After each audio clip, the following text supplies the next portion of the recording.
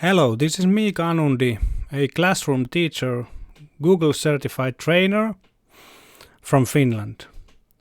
Me and my few colleagues as teachers, we realized that there are not so many good options using good games with your class with Chromebooks.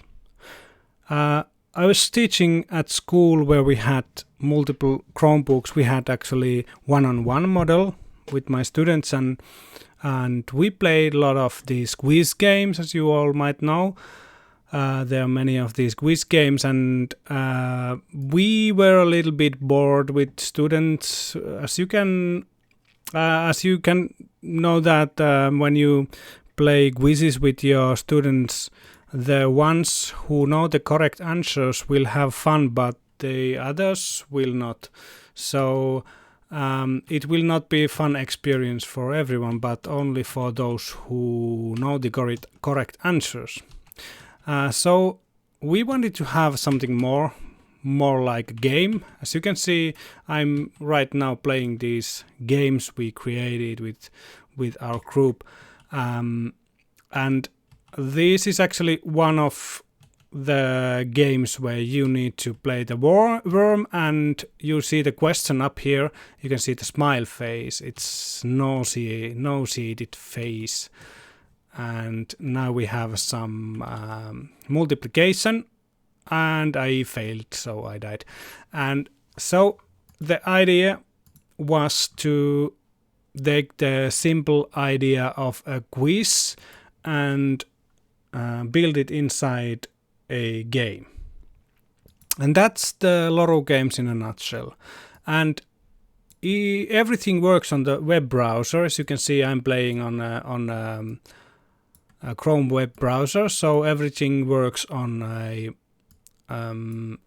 Chromebook, and we always try these games with Chromebook. Many of these games work well with touchscreen. So, for example, this game with the bird, you can easily play it with the touchscreen. And we have some of these tutorials inside the games where you can see how to play. You can see the buttons, which buttons to use. And it's pretty simple because students, they know how to play these games. And in each game we have the high score for student. This has nothing to do with the learning, but with the game. So high scores are always about the game. How far can you get? How high can you get? But usually in these games you need to know the correct answers to get far. So it usually is something to do with learning, but more about the game. And the high scores are shared among your students. So when you invite your students to your class, you can they can all see the top 5 of the class, and each game have their own high scores. So the idea behind the multiple game system is that we think that all the students, all the kids enjoy different kind of games. And that's why we want to offer all the students their favorite experience, like this running fox where you can enjoy the forest and you need to move and run. And only one thing is common. So in these games you will always see the questions your teacher has assigned. So teacher can always rule the questions, but students can pick the game. And here we have the sleeping phase, and it's correct, and I can run a little bit faster and so on. So I think you all got it. So students go to this page and pick these, choose freely from these games we offer here. We change these games frequently, we update them, and we make any updates if we find any bugs. So if you want to help us, please ask your students to send feedback. We have down right corner we have the send feedback button, and students can click that and send us some messages, and teachers of course too. But for teachers, to get started you need to get to the teacher portal. Top here we have the teacher portal on the navigation, and when we click it we will find the completely different world here. So we have the classes here, and you can imagine this like Google Classroom or something like that. We want to have offer teacher the ability to create any classes they want. So some teachers want to create like classes for each groups for each subjects. So feel free to try it out what suits you best. And again, for example, let's say I would be teaching 6A class this year, and I will get the code here. With this code I can click it, it's a link also, I can copy it and I can write it down on the wall. But before we get started with students, we need to have some question sets, and we have this folder on the left, navigation, my sets, and in here we have all the question sets we have created or followed. And in the beginning, of course, you will not find anything here. But from find sets we can find some question sets the other teachers have created, but we can also create from the blank. So as you can see here, we can add the title and some different info, but the most important thing is here, so we can add the questions here. Let's say we're building multiplication just like this, and everything we need on the answer side is the correct answer, because we have this system when you leave these wrong answers blank, we will random pick the wrong answers inside the games from other questions. So we will use those your answers as wrong answers. But if you think that's not a good idea, then you can fill in all the wrong answers, and we will use those. But hey, I know teachers are really busy and they don't want to go and filling these blanks and going ahead. So it's a lot of work, I know. So we also have this import button, so we can copy paste anything here which is column separated with tab key. This is like a Google Sheet. You can copy your sheet from there, so you can just paint in the Google Sheet and copy paste it here. It should work. And also we can go to this really popular quiz game site called Quizlet, and we can go here and borrow some questions. Let's say I would be teaching Spanish this year, so I'm not really good with Spanish, so I don't know why would I do that, but anyway, let's pretend. Okay, this is okay. I can see the questions here, and when I'm signed into this page, I can use this button and export the questions and copy these texts and paste here, and we have everything. In the beginning I had these questions, so I need to clean these up. I messed it up here a little bit, so I cannot leave the empty questions here. So this is all Spanish now, and we also have this emoji button. It's a new thing, so you can add any emojis into your questions, and the students can see them in the game. And if I want to have it the other way around, so the English one would be the question and the Spanish one would be the answer, so I can click swap question and we are good to go. The save button on the right corner on the button, and all the questions answers need to be filled out. So we have something empty here. Sorry, I didn't have the title. So this is Spanish phrases, just like this, and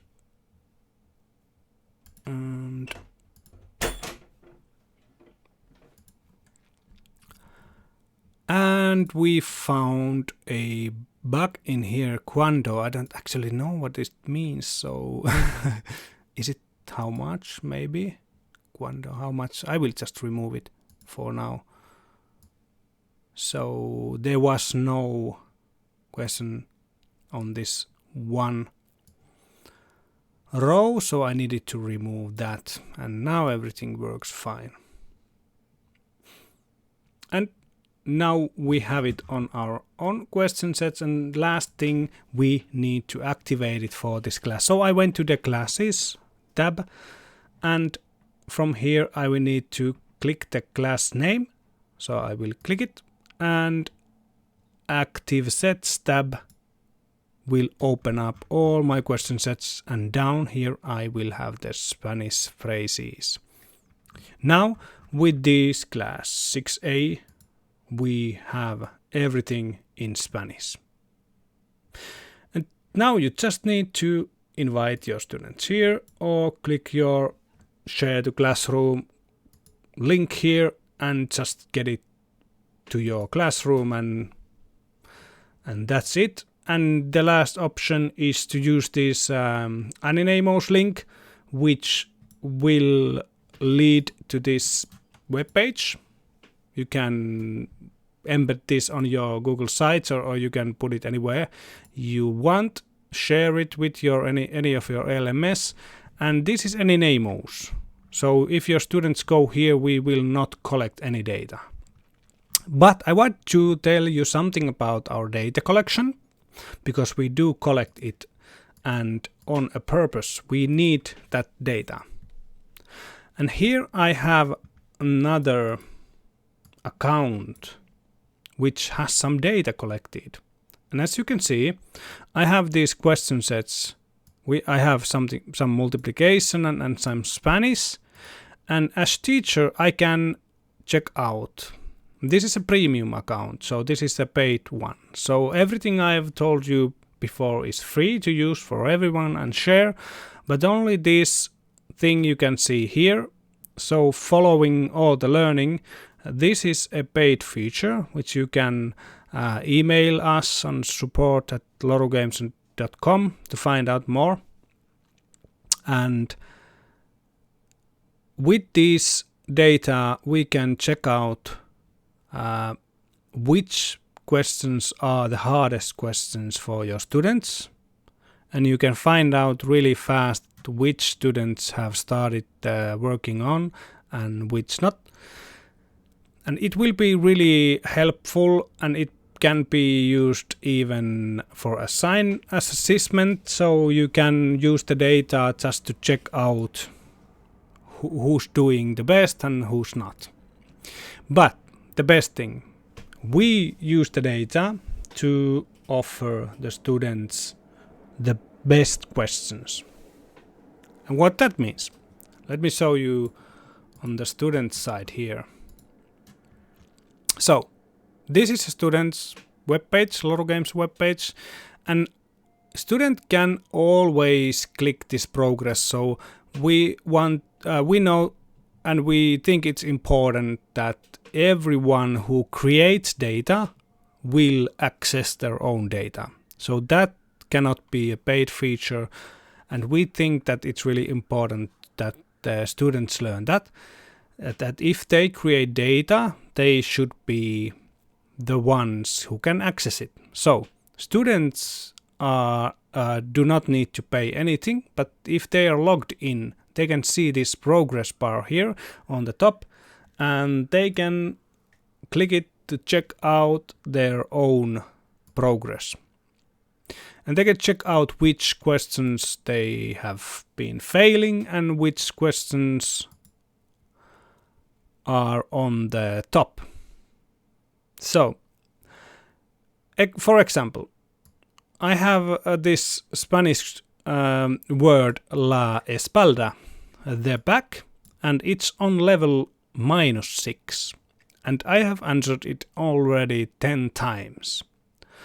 And that means that when I as a student go to play these games, this one question which is on the -6, so really low, will pop up in my games more frequently. So we have this algorithm which will give us, as you can see, la espalda. Now I know it's the back because I've learned with these games. So as you can see, we will get these questions, la espalda again, because I've failed it so many times. And if I get it high enough, this is head, no, the neck. So if I get it high enough, it will not pop up in the games anymore. Okay, this is something buggy here. All the emojis might not work really yet, but we are looking into those. It's so fast. I should try to have this lower level. But I've learned the espalda, it's the back. Okay, it was too fast for me. I got only 1 star. But who cares? It was fun. So with this game, we checked out that the la espalda was really hard for me, but I already got it to -2. It was on -6 when I started this gaming session. So I might learn it so well that I don't need to study it anymore. And that's exactly how Loru games work. So we want to have this. We want to offer the students the questions they really need. So if they know something already, they can get rid of that, and they need to repeat those they do not know. And that's the biggest secret we have here. But hey, speaking about secrets, I would like to tell you something more. But after I've thanked our host, the SPARCC, it's been really, really nice. Nice that you have invited us to this event. We are pretty new company and pretty new on this education business, and we will highly appreciate these kind of offers, and we are always happy to take part on professional development. And we share many ideas with SPARCC. We've checked out SPARCC agenda, and we think that there are so many things that are similar in Finland. In Finland, we have the same values. We share the same values with SPARCC. All the educators and the schools share the same values that SPARCC is working for. Speaking of equity, we also think that these games are definitely something that can make education more equity to help those students who fall behind and on school and do not like, for example, math, and they don't enjoy, but because they don't learn something, for example, multiplication. And we would like to offer all the students around the world the same possibilities to study and get the degree. But last thing I would like to tell you, I will not show anything right here now, but I would like to share some big news. We have here multiple games but we are currently working on more and more games, and we have few really cool games that are different. With these games, we have the same system, so these are like single player games where you compete with your classmates on the high scoreboard, but we are building something more multiplayer. This summer we've been working on few games. The working title is the Creeper. So we want to make I don't know if you know the word. We found it from a dictionary, because we don't have anyone on the team who's native English speaker. So we found this word Creeper, which is, I think it's a bit older word and means cheater in school. So the students who cheats and is watching the answers from the others on the exams. So we are building a game where the others are studying in the school, so all the students pop up in the same school building. They need to adventure there around, and then among the students there is a creeper who will creep the other students, and then we have some democracy voting there. So the students have this task that they need to find out who is the creeper and vote the one out. And in the end, if the students can find out who is the creeper and vote him out, the game will end and the students will win. But the creeper can win if he can outplay and cheat enough to graduate from the school. So stay in tuned, follow us on Twitter. We'll share information weekly there about our system and how we are thinking to work with it. And please send us any feedback if you find a bug, if you think there's something missing or would like to add something or talk with us. Please just feel free and click the send feedback and write a message for us. It can be anything. So I think that's all. My name is Miika Anundi and I'm a CEO and a game developer in Loru Games, and we would like to wish you a really, really nice start of the biggest back to school event. We hope that we really can get on the live teaching. We don't like remote teaching. It's for a teacher it's frustrating, and for students also it's not so giving to learn when you are on remote. So we would like to we would like to tell you that we are really with you when we get back to school, and we would like you to try out Loru games with your students on your classroom and have fun and give the students the most welcome back to school feeling. Okay, thanks for listening everyone, and goodbye.